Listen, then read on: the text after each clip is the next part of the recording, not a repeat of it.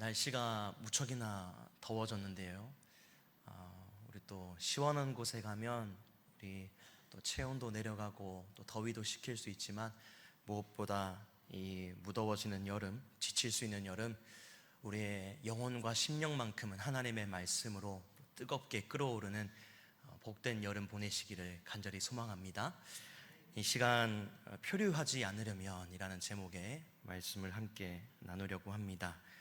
오늘 우리가 함께 읽은 본문인 히브리서의 수신자는 명확하게 적혀 있지 않지만, 여러 학자들에 의해 로마 지역에 거주했던 유대인 그리스도인들, 이른바 흩어진 디아스포라 성도들로 추정됩니다. 이 성도들은 정통 유대교에서 예수를 구주로 영접하고 개종한 그리스도인들이었는데요, 이들은 당시 심한 핍박을 받고 있었습니다. 주후 50년경 당시 로마의 황제였던 클라우디우스가 로마 지역에 거주하던 그리스도인들을 추방했습니다. 이 추방과 더불어 어떤 사람은 투옥을 당하기도 하고 어떤 사람은 재산을 약탈당하기도 했습니다.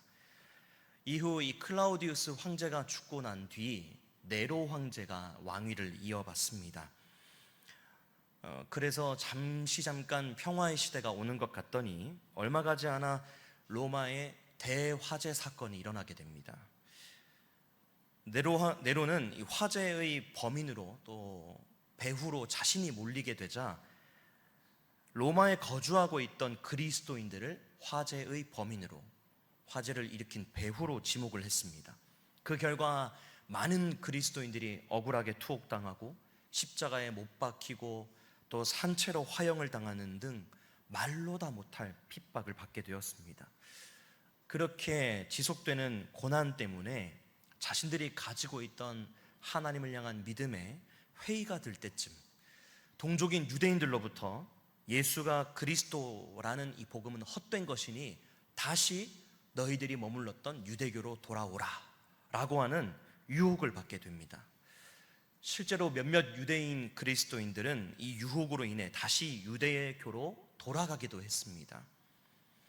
이 유대교로 돌아간다라고 하는 것은 단순히 개종하는 그런 차원 혹은 소속을 바꾸는 그런 정도의 개념이 아닙니다. 단순히 공동체를 옮기는 것이 아니라 구원관을 바꾸는 매우 엄중한 일이었습니다. 구약 성경의 성취로 이 땅의 메시아, 또 구원자로 오신 예수 그리스도를 부인하고 다시 구약의 제사로 죄사함을 얻는다라고 하는 이 반쪽짜리 믿음으로 회귀하는 일이었던 것이죠. 그러니 구원 받느냐 받지 못하느냐를 결정할 수 있는 이 중차대한 일이었던 것입니다. 그래서 히브리서 기자는 이렇듯 핍박으로 인해 하나님과 예수 그리스도를 제대로 보지 못하고 믿음의 회의를 느끼며 흔들리는 유대인 그리스도인들에게 오늘 본문 1절 말씀과 같이 우리는 들은 것에 더욱 유념함으로 우리가 흘러 떠내려가지 않도록 함이 마땅하다라고 설득하고 권면하는데요, 사실 당시 성도들의 모습과 오늘날을 살아가는 저와 여러분의 모습은 크게 다르지 않습니다. 비록 당시에 예수 믿는 것 때문에 생명의 위협과 같은 그런 핍박은 아니라 할지라도 우리로 하여금 하나님을 보지 못하게 하고 예수님을 또 믿는 믿음을 흔드는 것들이 많이 있다는 것을 경험하곤 합니다. 엄청난 박해로 우리의 믿음을 흔들지는 않지만 일상 속에 마치 바다의 파도처럼 아주 당연하게 그리고 매우 자연스럽게 우리의 삶에 밀려와 우리도 모르는 사이에 우리의 신앙의 근간을 흔들리게 하는 것들이 있습니다. 그것이 무엇일까요? 그것은 바로 세상의 가치관과 또 밀려오는 고난들입니다. 세상의 유행과 들려오는 소식들, 또 돈과 명예에 대한 욕심들이 때로는 우리를 흔듭니다. 또한 삶에서 예상치 못한 고난을 만날 때 하나님을 향한 우리의 믿음이 흔들리곤 합니다. 세상의 유행과 들려오는 소식들, 이 돈과 명예에 대한 욕심이 우리의 믿음을 흔들면 어떤 결과가 일어날까요? 이 흔들린다라고 하는 것은 자연스레 멀어짐의 결과를 낳습니다. 어느 순간 하나님보다 일이 먼저 되고 하나님보다 내가 먼저가 되기도 하며 은혜의 자리보다 세상의 자리 먼저 됩니다. 예배보다 다른 일이 우선이 되며 말씀보다 세상의 소리가 더 크게 들리게 됩니다. 즉 하나님과 멀어지게 되는 결과를 낳게 되는 것이죠. 그렇다면 문제와 고난은 어떨까요? 문제와 고난이 밀려와 우리의 신앙을 흔들게 되면 상황을 주관하시는 하나님보다 우리가 마주한 문제와 고난이 먼저 보입니다.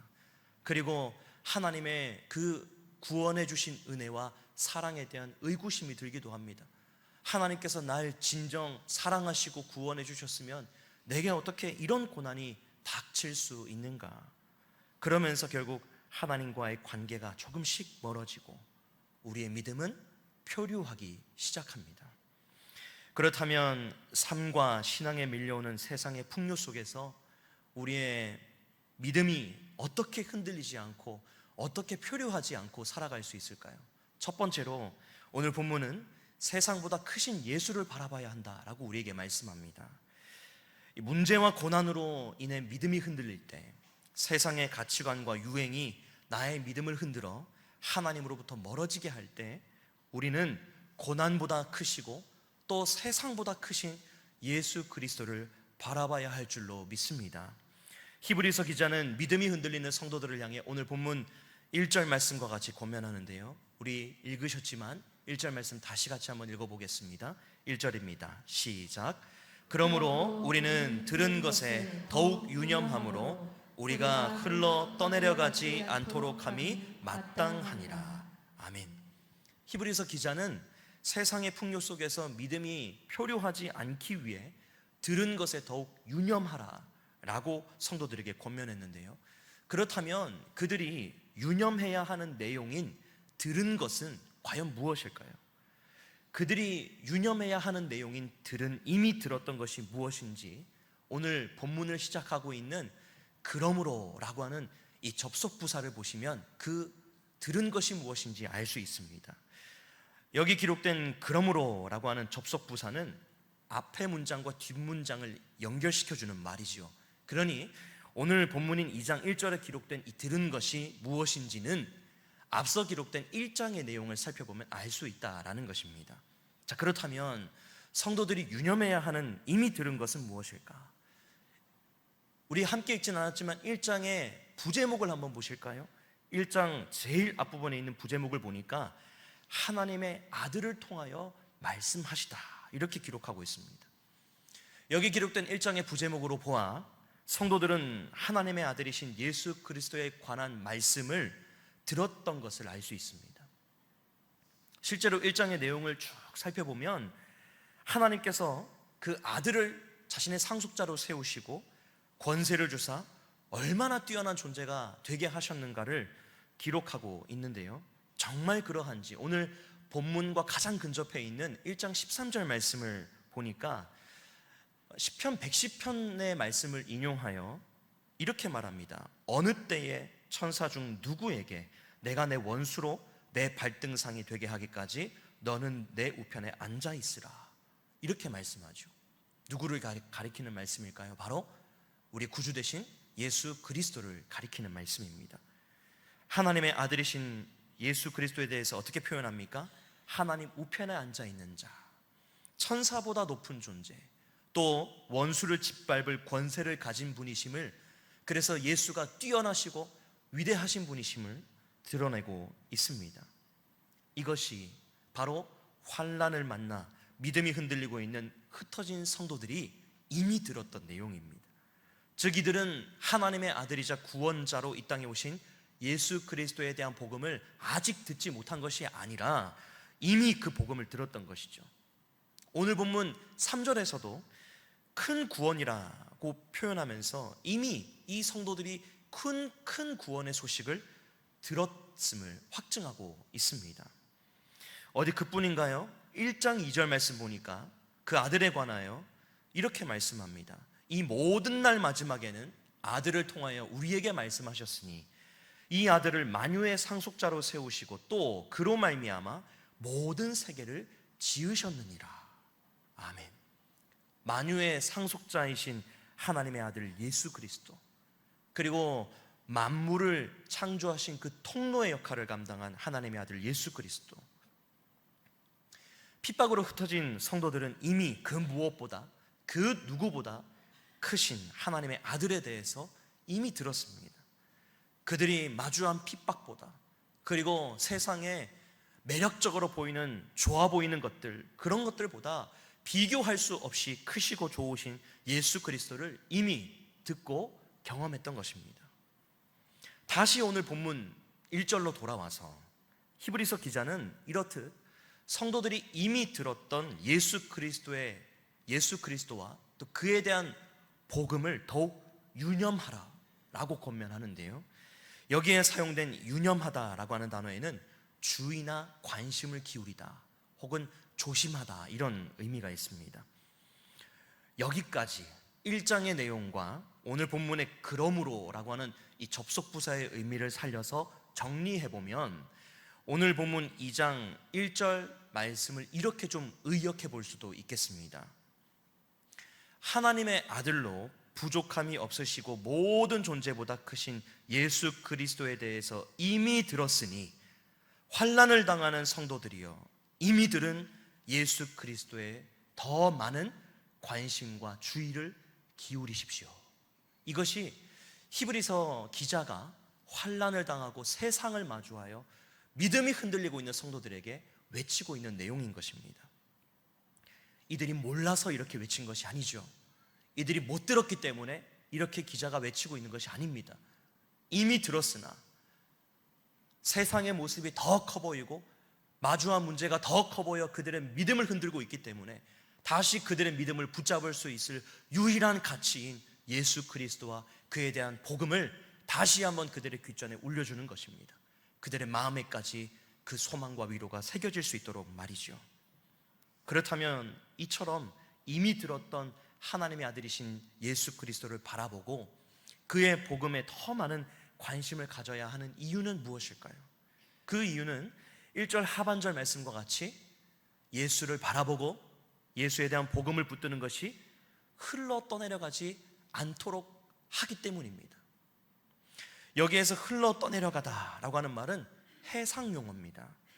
그래서 오늘 설교 제목에 표류라는 단어를 사용한 이유가 여기에 있는데요, 이 표류라고 하는 단어의 뜻은 물 위에 떠서 정처 없이 흘러가다, 또는 어떤 목적이나 방향을 잃어버리고 헤매거나 떠돌다, 흔들리다, 이런 뜻이 있습니다. 오늘 본문인 이 히브리서를 받는 성도들이 바로 이 표류의 위험에 놓여 있었던 것이죠. 예수를 구주로 영접하고 유대인 공동체에서 버림받으면서까지 개종했지만 말로 다 할 수 없는 그 핍박과 내적으로 또 불어오는 이단의 유혹, 또 동족으로부터 유대교로 회귀하라고 하는 이 유혹들, 그런 파도들이 밀려오다 보니까 지금 그들이 마치 표류하고 있는 상태에 빠진 것과 같은 그런 위치에 놓이게 된 것입니다. 자칫 잘못하면 내 의지와는 상관없이 밀려오는 여러 파도에 휩쓸려 떠내려갈 위험에 처하게 된 것이죠. 이러한 상황에 히브리서 기자는 성도들에게 여러분들이 이미 들었던 예수를 붙들고 복음을 기억하여 세상에서 불어오는 그 표류와 파도에 표류하지 말라고 강하게 권면하고 있는 것입니다. 여러분들께서 잘 아시는 바와 같이 배가 항구에 안전하게 정박하기 위해서는 어떻게 하면 될까요? 이 홑줄을 항구에 단단히 묶어야 합니다. 그렇다면 배가 바다 한가운데에 정박하기 위해서는 어떻게 해야 합니까? 파도에 휩쓸려 떠내려가지 않도록 무거운 닻을 바다 깊숙이 내려서 고정을 시켜야 합니다. 이렇듯 히브리서 기자는 환난 중에 있는 성도들이 이미 들었던 예수 그리스도의 복음과 또 자신에게 베푸신 구원의 은혜를 홑줄과 닻으로 삼아 밀려오는 세상의 파도에 표류하지 않도록, 떠내려가지 않도록 권면한 것입니다. 저는 2003년 초가을을 잊지 못합니다. 당시 경남 지역에 막대한 피해를 입혔던 태풍 매미가 제가 살고 있던 거제도를 휩쓸고 지나갔는데요. 거제도에는 두 개의 큰 조선소가 있습니다. 작게는 수천 톤급의 배부터 또 크게는 수만 톤급의 대형 선박들이 그곳에서 만들어지곤 합니다. 가까이서 보면 한참을 올려다봐야 할 정도로 어마어마하게 큰 배들인데요. 이 태풍 매미의 위력이 얼마나 대단했는지 그 큰 배들이 떠내려가는 사고가 발생했습니다. 태풍이 온다는 소식에 건조 중이거나 또 정박 중인 선박을 단단히 묶고 또 메었지만 얼마나 이 태풍의 위력이 있었던지 파도에 배들이 떠밀려가서 이 배가 원래는 이 조선소의 배였는데 다른 조선소 근처에 가 있기도 하고 또 연안부두 가까이에 그 큰 배들이 떠밀려 와서 좌초되거나 혹은 거기에 걸려 빠져나가지 못하는 그런 상황에 있곤 했습니다. 제가 그것을 보고 느낀 것이 하나 있습니다. 아, 저 큰 배도 무서운 파도를 만나면 어쩔 수 없구나. 풍랑을 만나면 닻을 내리지 않으면 어쩔 수 없이 떠내려갈 수밖에 없구나. 그것을 제가 느끼게 되었습니다. 히브리서 기자는 성도들이 태풍과도 같고 성난 파도와도 같은 환난과 유혹을 만나 흔들리는 가운데 정처 없이 표류하지 않고 여기 떠내려가고 저기 떠내려가고 이리저리 흔들리고 그렇게 어디로 가는지도 알지 못한 채 그렇게 떠도는 존재가 되지 않고 예수 그리스도의 복음이라는 밧줄, 구원의 은혜라는 이 믿음의 닻을 밀려오는 세상의 파도 속에 깊숙이 내려 예수를 믿는 믿음 위에 든든히 서기를 바랐던 것입니다. 사랑하는 여러분, 우리 자신이라는 배가 세상의 바다를 항해할 때 오늘 본문이 말씀하는 것처럼 흘러 떠내려가지 않고 이 믿음의 경주, 이 결승선까지 바르게 가기 위해서 우리가 어떻게 하면 될까요? 인생과 세상이라는 바다를 항해하다 보면 때때로 어쩌면 많은 순간 고난과 어려움이라고 하는 풍랑을 만나기도 합니다. 늘 잔잔하면 너무나도 좋겠지만 그렇지 않은 것이 우리의 삶이지 않습니까? 그럴 때 때로는 이 세상의 풍요에 휩쓸려 세상이 말하는 것을 따라가 보기도 하고 어떤 때는 사람을 의지하고 어떤 때는 또 돈을 의지할 때가 있습니다. 그리고 또 어떤 때는 다른 것을 붙잡을 만한 여력조차 없어서 그저 불어오는 대로 밀려오는 대로 그 파도에 정처 없이 휩쓸려 떠내려가기도 합니다. 바로 그때 우리가 붙잡아야 하는 것이 무엇입니까? 다른 것이 아니라 바로 우리가 이미 듣고 이미 믿고 있는 하나님의 아들 예수 그리스도, 그리고 그에 대한 복음이 우리가 붙잡아야 되는 것인 줄로 믿습니다. 어려움을 당할 때, 세상의 유혹이 밀려올 때 우리의 시선과 우리의 소망은 예수께 있어야 합니다.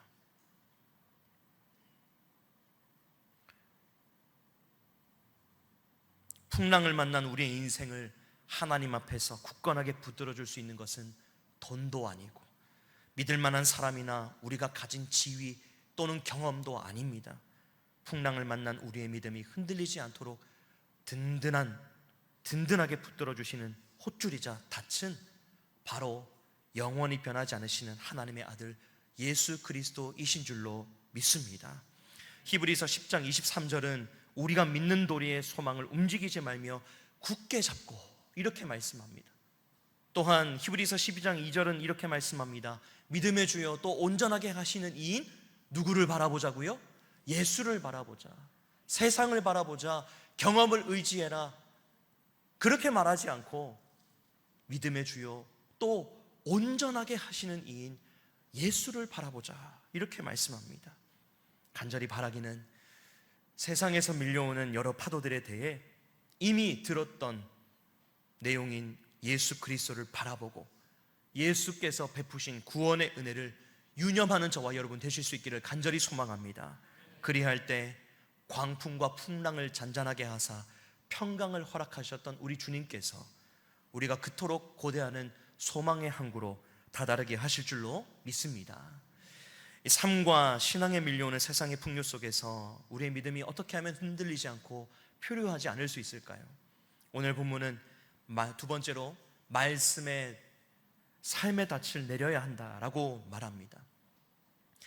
지금 함께 나눌 설교의 두 번째 대지는 앞서 살펴보았던 첫 번째 대지인 세상보다 크신 예수 그리스도를 바라볼 수 있는 방법이라고 할 수 있습니다. 삶을 살아가며 우리의 믿음을 흔드는 세상의 파도는 한 번만 찾아오지 않지요. 우리가 예수님을 한 번 기억한다라고 해서 되는 것이 아닙니다. 늘 우리는 예수를 바라보고 예수를 늘 붙잡아야 하는데, 그러면 어떻게 하면 늘 변함없이 예수만 바라보고 예수님만 따라갈 수 있을까? 그것이 바로 말씀에 우리의 삶의 닻을 내리는 것으로 가능할 수 있습니다. 오늘 본문 1절 말씀 다시 보니까 그러므로 우리는 들은 것에 더욱 유념하라 이렇게 말씀합니다. 여기에서 들은 것은 바로 말씀을 가리킵니다. 앞에서 살펴본 들은 것은 우리가 바라봐야 할 대상으로서의 예수님을 의미했다면, 지금 살펴보려고 하는 이 들은 것은 예수를 바라볼 수 있게 하는 방법으로서의 말씀을 의미합니다. 1장부터 오늘 본문 2장을 쭉 보시게 되면 여러 번 이 말씀이라는 단어가 기록되어 있는 것을 볼 수 있는데요, 먼저 1장 1절 말씀 보면 옛적의 선지자들을 통하여 여러 부분과 여러 모양으로 우리 조상들에게 말씀하신 하나님이 라고 말씀합니다. 여기 보니까 옛적의 선지자들을 통하여 라고 하는 이 표현과 우리 조상들이라는 표현을 통해 하나님께서는 지금 환난을 당하고 있는 디아스포라 성도들에게만 아니라 이전부터 계속 말씀을 통해 역사하고 계셨음을 알려주고 계십니다. 그러니 지금 히브리서를 받는 기자들에게만 하나님이 특별하게 말씀을 주시는 게 아니라 이전부터 하나님은 이들의 조상들에게부터 계속 말씀으로 역사하셨다라고 하는 것을 이 1절 말씀을 통해 알려주고 계시는 것이죠. 이 시간적인 표현은, 옛적이라는 표현과 우리 조상들이라고 하는 이 시간적인 표현은 단순히 과거에 이랬었다, 과거에 이러이러했다라고 하는 것을 설명하는 것을 넘어서서 하나님의 말씀이 과거와 현재, 그리고 이 성도들이 앞으로 살아갈 미래라는 모든 시간 안에서 역사하고 영향을 미친다라고 하는 것을 의미하는 말씀입니다.